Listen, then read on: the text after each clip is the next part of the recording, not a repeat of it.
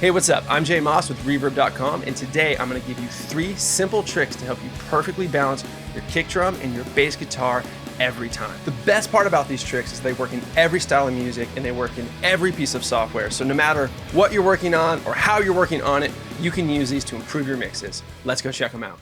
Before we get started, I assume we're operating under the assumption that you like your kick sound, you like your bass guitar sound. If you don't at least like both of those things, definitely get those right first. What this video is about is taking those already great sounding elements and then finding space for things both with each other and then also in the mix. The low end is so fundamentally important in basically every genre of music, so this really is applicable to all genres. So having said that, let's get started. Tip number 1 is levels, and that might sound really basic, but there's a lot to consider here, so let's go. All right, so I'm gonna play a passage real quick, and if you can, I want you to watch the meters. Watch up here for these peak values. This is gonna be really, really important. And I'm gonna talk about upper limits, sort of the middle limit, and the lower limits as to sort of where you wanna place your kick drum versus your bass guitar levels. So let's watch a passage right now.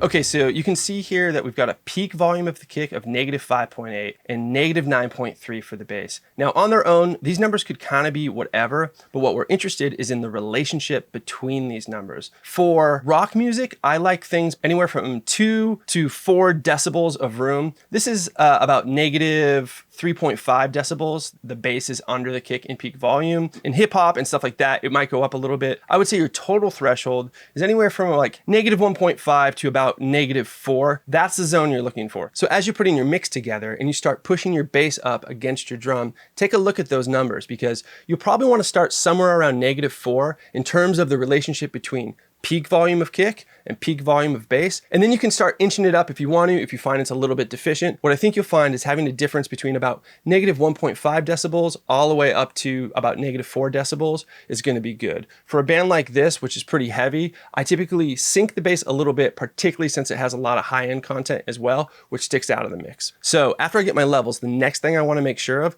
is that the kick and that the bass aren't stepping on each other. I want them to complement one another. We can look at the frequencies and we can make sure that's happening. And I'll show you where I typically find the best place for both. Okay, let's start by listening to the bass.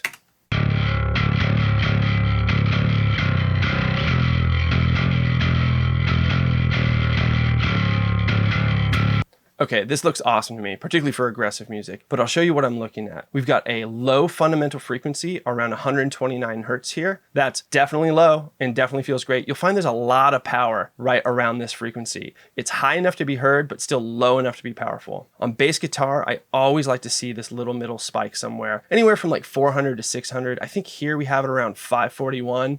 There's a lot of note value here. This part of the frequency can be really, really overlooked when you're tracking bass, but it's really, really informational to the listener, particularly on playback systems that don't go as low as this fundamental. Okay, and then lastly, we're gonna look at the attack of the bass here, right around 2 kilohertz, which is actually a really great place for that to live. So that's looking awesome. Now let's look at the kick drum.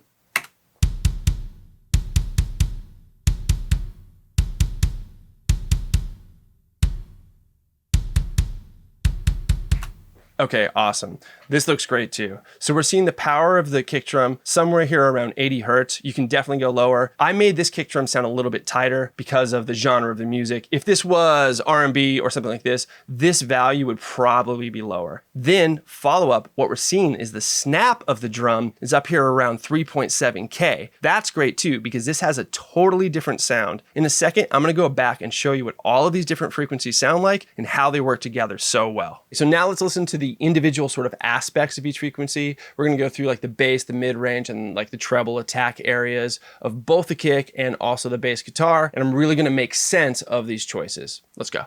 We've got the bass guitar. This is a really typical looking bass guitar for me. When I track bass, when I mix bass, what I'm looking for are basically these 3 peaks. And they usually look a lot like this if I do it correctly. The only caveat to that would be if I was doing a record that was less aggressive, this peak would be lower than it is here. We're seeing it higher because of the nature of this music, but everything I'm going to say should fundamentally work regardless of your genre, and you can use this as like guidelines going forward. So now let's take a listen to these 3 points. We're going to start in the low end. This is about 118 hertz. All right, we're going to move this down in between. I happen to know that when the bass moves up the fretboard, that peak rises, which isn't surprising because, of course, as we're changing notes, we're going to be changing the frequency values based on the composition of the song. So what I'm going to do is kind of go in the middle here. We were at like 118. The high note was about 130. Let's go to like 120-ish and listen to that. This basically represents the median of the low end of this instrument.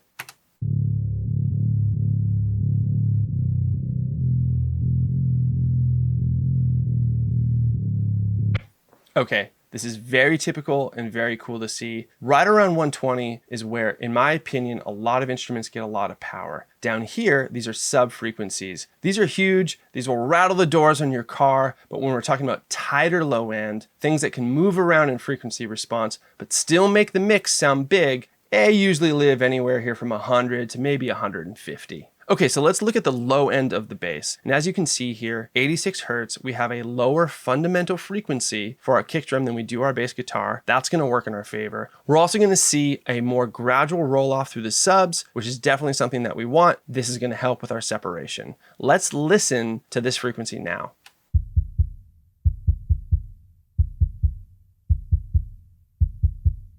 This is a lot deeper. All right, now I'm gonna go back to the bass. We're gonna A-B these. Let's listen to 121 on the bass, and then we're gonna go here. We're gonna listen to about 80 on the kick.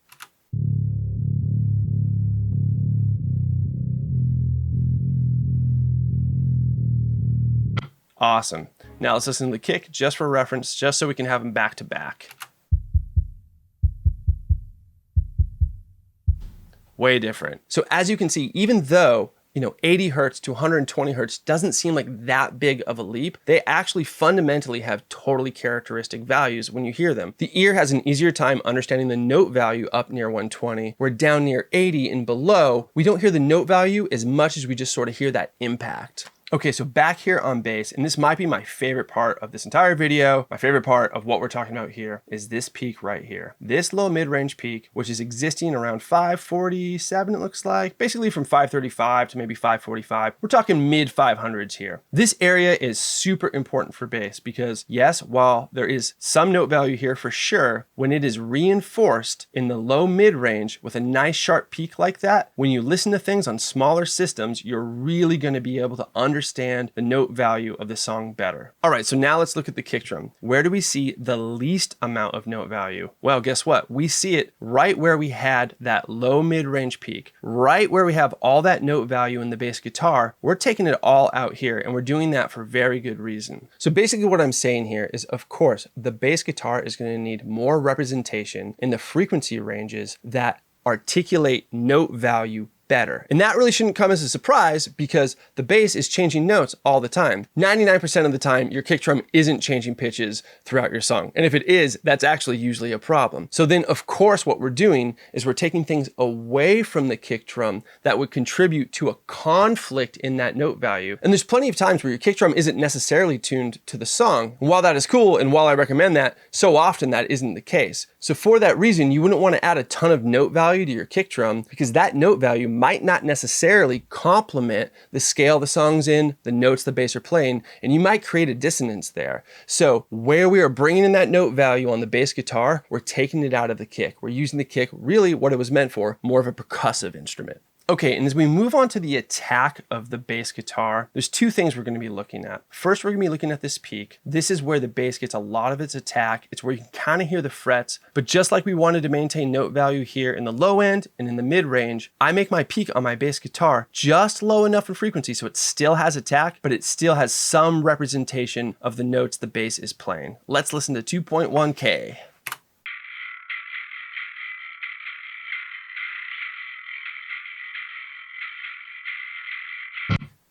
Great, so we can hear a ton of the frets, we can hear a ton of attack, but we can still hear the notes. So now I'm gonna quickly jump over here to 4K. You're probably already ahead of me and you're looking over here and you're saying, wait, but you boosted 4K there. You don't say. Check this out. We're gonna listen to 4K now, and what I want you to listen to is like, yes, there's fret noise, and yes, it's kind of cool and exciting, but listen to how much less note value exists just this little bit north of 2K.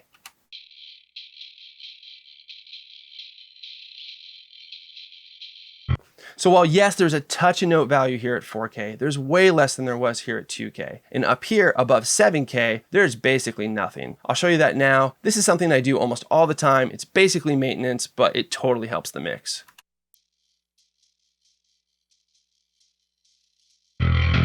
Yeah, pretty easy to see there's not much usable up there. So if you haven't caught on yet, what we're basically doing is we're making the bass big on the bottom and sharp on top, a little mini peak in the middle so we can hear the notes better, but all of it represents the melodic composition, and that's huge. And just because I like to be thorough, and just because this is super important, and just because here at Reverb.com we spare no expense, I have used my handy doodle pad and made you guys a little bit of a diagram. It's to scale, it's perfect. I'm an artist. Let's check it out.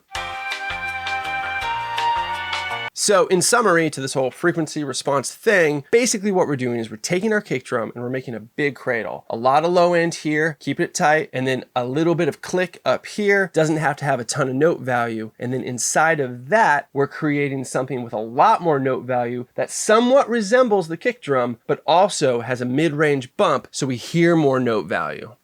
So now that we have our levels correct and that we have our frequency responses correct, the last thing we need to do is actually incorporate it into the mix. I'm going to show you a trick I love to use. One important thing with this trick is don't put a limiter on before. You need headroom to do this trick. And also, like, just leaving headroom in your mixes in general is a super good idea, something I fully recommend. So this trick works when you mix appropriately, when you have headroom, and this will help you put your kick in at the right volume. So I call this trick the 1 dB kick trick. As you can see here, I've muted all my close mics, and effectively what I do is I'm gonna look for my peak volume, which we can find down here, and I wanna know what is my peak volume when I have no close mics in the mix. That's gonna be really important. Let's gather that right now.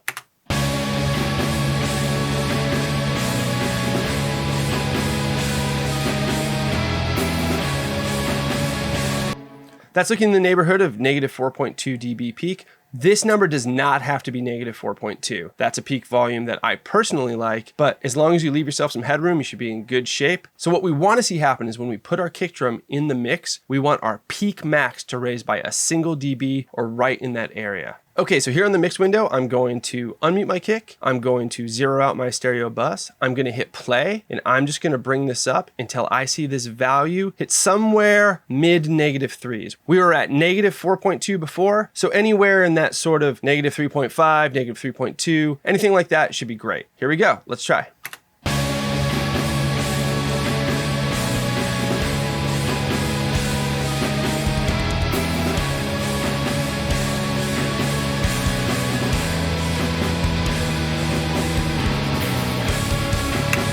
Awesome, that sounds really good. So now that we found the fader level for our kick and we know the relationship between where the peak of our bass guitar should sit versus the peak of our kick drum, you can do the exact same thing with your bass guitar and bring it in right up so you have anywhere from -1 to -4 dB peak volume difference between the two. And that's gonna be a great foundation for your mix. All right, that should about do it. I hope you like these tricks. Please use them. I think they'll be really beneficial. I'm gonna unmute the rest of the close mics. We're gonna hit play and that's gonna send us off. I am Jay Maas with Reverb.com and I will see you next time.